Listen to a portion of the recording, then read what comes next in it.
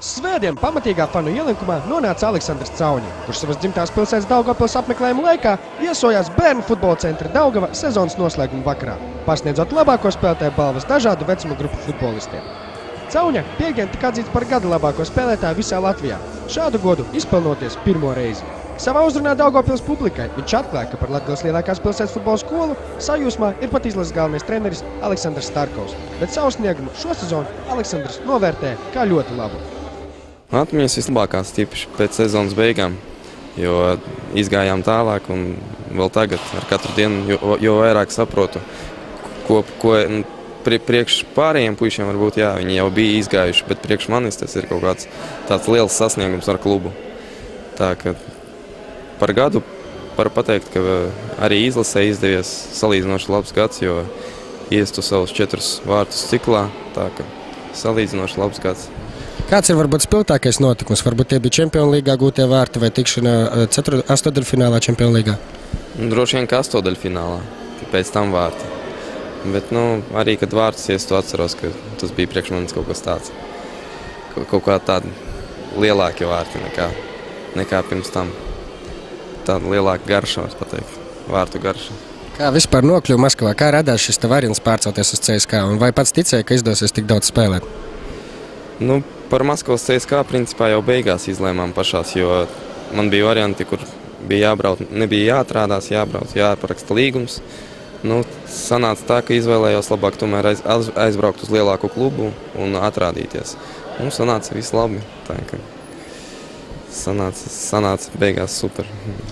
Kāda vispār iespēja par dzīvi Maskavā? Vai esi jau pieradis pie lielpilsētas dzīves? Pie Maskavas vispār grūti pierast, jo tur visu laiku korki un tā.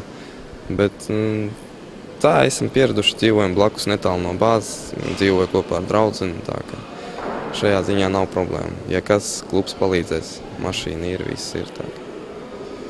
Ar kuriem spēlētiem varbūt visdraudzīgākās attiecības izveidojušās? Droši vien ar jaunākiem, ar Nabapkinu, ar Zagojevu, Šeņiku. Mēs vairāk, kā jaunie spēlētāji, vairāk kopā. Ar Šemberesu nav kā Lietuvā? Arī. Bet ar viņu vairāk tādi jautājumi, kuros jāpalīdz, kuros jāuzprasa, tad viņš visu laiku palīdzēs. Kādi ir lielākās superzvaigznes Sēdūda un bija Vāgners Slavs kā cilvēki, vai bieži ar viņiem kontaktējies? Treniņā un zboros, tā, ārpus laukuma viņi arī tā nevienu no komandas nestaigā paši pa sevi. Kurš no viņiem lielāka zvaigzne? Vai kā jautājums? Tavā skatībā? Tagad droši vien Dumbija, bet ja paskatīties vispār, tad droši vien Vagner Lavs pagaidām. Redzēsim, kur Dumbija spēlēs pēc gada vai varbūt tagad jau kaut kur aizies. Vai bieži sanāk kontaktēties ar Leonīdu Slucki? Nē, ļoti reti viņš vispār aprunājās tā individuāli. Vairāk tikai teorija, treniņā viss. Cik bieži sezonas gaitā vispār izdodas pabūt mājās? Piemēram, šodien bija Daugavpilī. Cik bieži tu esi šeit? Izlases spēles. Kad ir izlases spēles, tad uz Daugavpili nesanāk atbraukt, bet Latvijā esmu tikai, kad izlases spēles. Un sanāk 2 reizes gadā, kad ir tāda lielāka pauze, kā atvaļinājums. Dažreiz ir tādi periodi, kur dod pa 2-3 dienām brīvs, tad dažreiz lidoju arī uz šejieni, uz Latviju. Tev tik bieži kādreiz ir gadies dalīt autogrāfus kā šodien šeit? Jā, Maskavā, jā. Liela ir publikas interese par tevi pēc spēlēm? Tur kopējā, jā, tā kā iziet pēc spēles, ja mēs ejam, ja kādu noķer no futbolistiem, tad jā, ir interese. Ja vēl uzvaram, tad jā, bet ja zaudējam, tad mazāk. Pret ko pats gribētu spēlēt Čempionu līgas astotdaļfinālā? Apoel.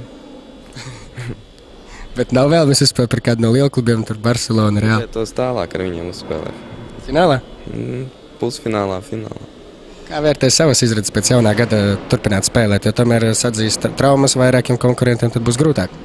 Mums tagad būs 2 zbori Spānijā, kuros treneris arī pateica, kas labāk izskatīsies, tas arī spēlēs. Tā kā jāgatavojās zboriem.